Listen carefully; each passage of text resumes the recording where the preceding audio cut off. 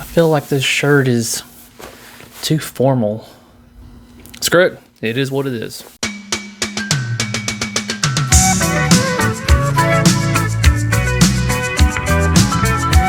Is it too cliche to play that song? I mean, I've got to ask my Aussie fans out there, is there a particular song that when you hear, you automatically think of the United States? Or even Texas or whatever? I mean, because I feel like when people hear that particular song, they automatically think Australia, and it's almost as if like we Americans think that is your national anthem, which of course it's not. So let me know down below, guys, from you down under, is there a particular song that when you hear, you immediately think of the United States of America? Could it be...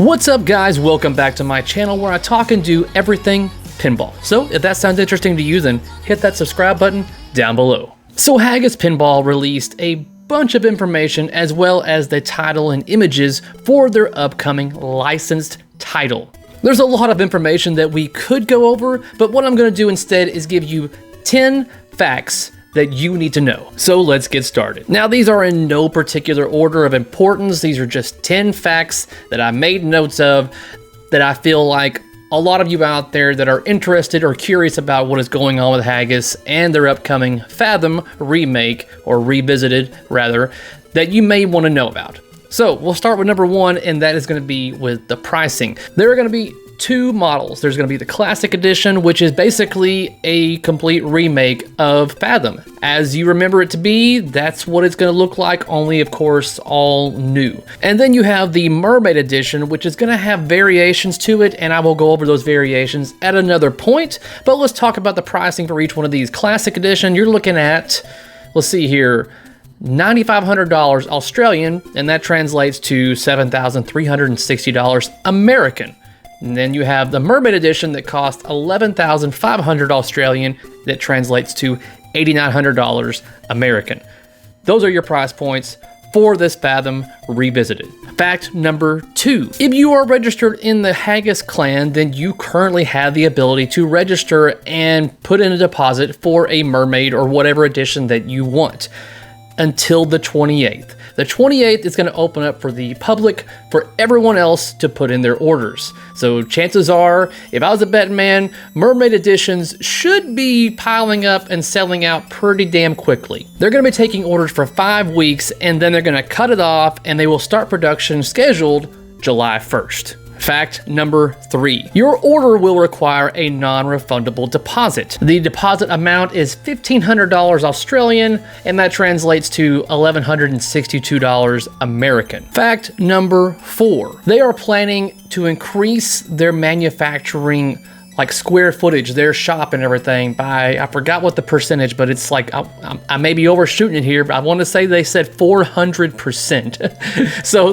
they are drastically increasing the size of their manufacturing and production line area, as well as increasing their workforce. So they're hiring new people and just increasing and growing, which is, once again, we've already heard that Spooky's booming up their size of things, and now Haggis, who has only made one game so far, has drastically now increased their potential output. But 50 games per month, which is about 12 to 12 and a half games per week. They will be knocking out their Mermaid editions first, so you gotta think that 50 games per month, then you're looking at 6 months worth of only the Mermaid editions. Fact number five. The Mermaid edition is going to have these changes, and I'm going to list them off accordingly. It's going to have enhanced 2.0 rule set with new callouts and music, mirrored stainless steel trim, mirrored playfield components, custom 5-speaker sound system, Reflectocab metallic reflective luminescent cabinet art. That's a mouthful. That's what she said. That's my joke. Damn it, Dwight. Dual apron integrated 6.8 LCD screens for game features and service menu, ambient below cabinet lighting. Those are all going to be in the Mermaid edition or their LE. Fact number 6. Evidently, they've got a topper in the making for this as well. Topper with ambient lighting. That's going to be priced at to be announced. So they don't have all that information yet, but evidently there is a topper in the works. Fact number 7. This is the first of upcoming total of 5 Bally Williams games. So look forward to 4 more in the future of this particular era. Fact number 8. I'm tired of holding up fingers, not doing it anymore. Fact number 8. When it comes to shipping, they will be shipping their machines to Planetary Pinball located in Nevada. I don't believe they have an exact price for what the shipping cost will be from Planetary to your house, but you can easily guess it's going to be anywhere between $300 to $500 if you live in the States, that is. Fact number 9. The game will be visually matching the previous game when it comes to looking down at it, the mechs and everything, but underneath, obviously, it's going to be all modern mechs, including an additional auto launcher in your shooter lane. So that's going to add a little something out there that we have not seen in this game, a little bit more modern twist to it by adding a auto ball launcher mech. And fact number 10. The 2.0 rule set is actually being done by none other than Martin Robbins. You may know Martin from the Head to Head Pinball podcast back in the day. He is now with Jeff Teolis with the Final Round Pinball podcast on the Pinball Network. He also streams on Twitch. He's a competitive player, and he also kicked the crap out of me on the Munsters back in the Texas Pinball Festival. He may or may not remember doing that, but it was his first time to play the game. And I think it was actually my first time to play the game as well. And yeah, he totally kicked my ass on that, which is, I would have been surprised if I won, actually. So that is the basic top 10 factual information that I believe a lot of you should know when it comes to what's going on with Haggis. Now, from this point forward is going to be my input and subjective opinions and everything like that and such. So for those of you that don't give a crap about what I think, then feel free to click off now. I'm giving you a heads up. This is a great move for Haggis Pinball. By all means, this announcement, I don't want to say is monumental, but I want to say is definitely, it was a great thing to hear. And it was like, yes, good, because, you know, we already have CGC remaking some of the later DMD titles, which is also a good thing. But there's many older games out there, you know, the 80s, that a lot of people enjoy and are wanting in their game room. They just can't seem to find a good condition working one for a reasonable price. And that's the thing that I think a lot of people are harping on right now when it comes to this revisited version of Fathom, is the price point. Now, I'm kind of with you on that, but then you have to take into effect, guys, that one, a portion of this is going to the license for it to Planetary Pinball. Rick over there, he has to have his cut. That's just the way it is. So I'm not sure what the percentage is on that, but that's all numbers that will never be revealed. But you got to think a little bit of that cost is going towards that. But then you have the fact that you will not be able to find a Fathom in this kind of condition at this price point available for you to just order. To get a Fathom in this kind of condition, like basically HEP, at this price point is not going to happen.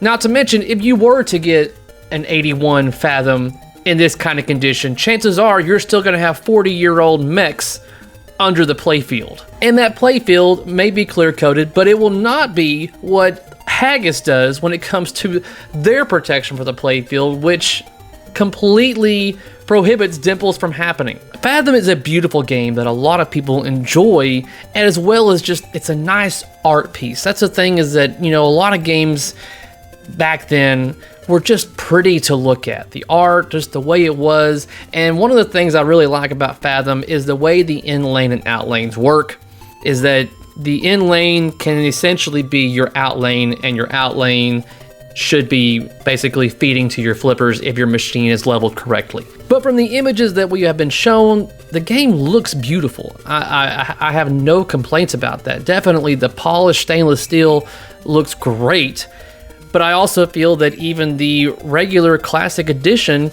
is still going to look great as well. You're still going to have the nice shiny looking playfield, you just won't have the chrome polished stainless steel, and you won't have the LCD screens and the RGB LCD displays and stuff like that. But I think you would still get a great quality product by ordering the classic edition. I want to say right now, on the secondhand market, the only market that you're going to find Fathoms, is they're going to be at least $4,000 and up if people know what they got and it's in decent condition. But it will not be in the condition that you're going to get by buying brand new. I'm also really excited for what games are going to be coming after this. I'm holding out for a Centaur. I feel like that's got to be one of the 5 that they're going to be doing. If they do a Centaur, I'm probably going to end up getting that one, because I would love to get a Centaur now, but the price for them and usually the condition just isn't there for me. And I'm like, man, but if I could get me a brand spanking new one with a playfield that will never fail, I think I'm going to hold out for that. I honestly think this is a very good move for Haggis. They have now officially put themselves on the map. Now, they were making Celts, and by all means, guys, and I'm sure majority of you out there would agree, Celts did not really grab any of us and feel like we needed to get it. It was the theme, didn't speak to a majority of us.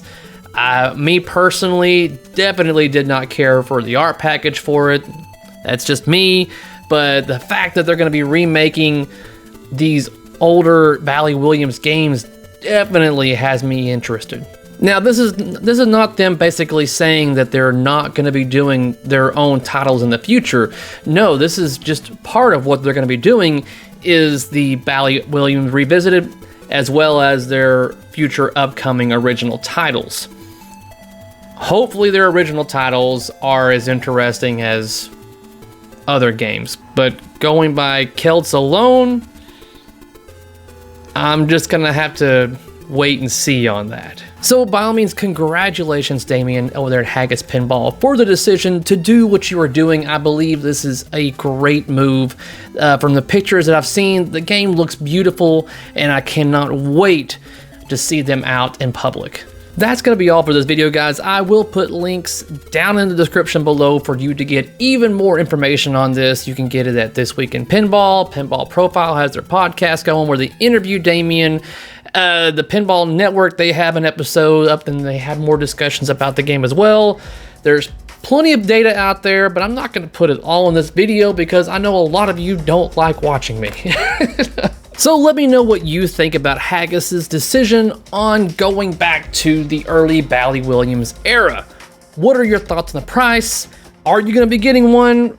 Let me know in the comment section down below. Give me that thumbs up, really helps out the channel. And if you haven't already, hit the subscribe button located down here. Ding that dong. And until next time, guys, peace out.